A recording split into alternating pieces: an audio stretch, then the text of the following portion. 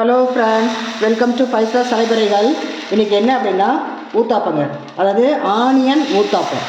இதுக்கு வந்து தோசை நம்ம நார்மலாக ஆட்டுறோம் இல்லைங்களா, அந்த மாவு தான் கொஞ்சம் மொத்தமாக அப்படியே ஊற்றிக்குங்க.